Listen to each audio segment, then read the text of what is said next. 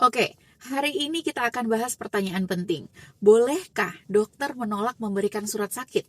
Dan dalam kondisi seperti apa sih pasien sebetulnya tidak perlu surat sakit? Jadi begini, dokter boleh loh menolak memberikan surat sakit, tapi hanya jika tidak ada indikasi medis yang sah bahwa pasien perlu istirahat. Surat sakit itu bukanlah hak otomatis pasien hanya karena meminta.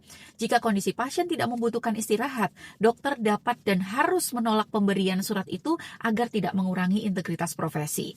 Sebagai contoh, jika seseorang datang dengan keluhan ringan yang tidak menunjukkan penyakit, tidak ada gangguan fungsi, atau tidak ada pemeriksaan yang mendukung kebutuhan istirahat, maka surat sakit tidak dibenarkan secara medis. Secara hukum, ini didukung oleh Kode Etik Kedokteran Indonesia atau Kodeki di pasal 7 menyatakan bahwa dokter hanya boleh memberikan surat keterangan atau pendapat yang telah diperiksa sendiri kebenarannya. Dokter tidak boleh asal-asalan atau tanpa pemeriksaan. Jika surat diberikan tanpa dasar medis, dokter bisa melanggar kode etik. Lebih jauh, hukum pidana juga mengancam pemberian surat palsu.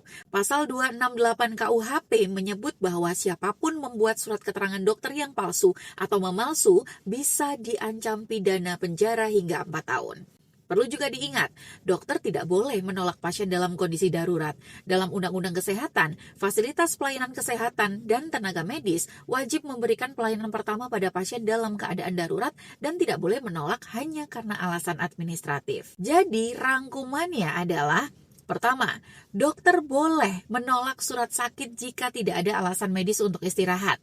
Yang kedua, pasien tidak perlu surat sakit ketika kondisi kesehatannya tidak membutuhkan istirahat medis. Misalnya, keluhannya ringan, sudah pulih, atau tanpa bukti pemeriksaan.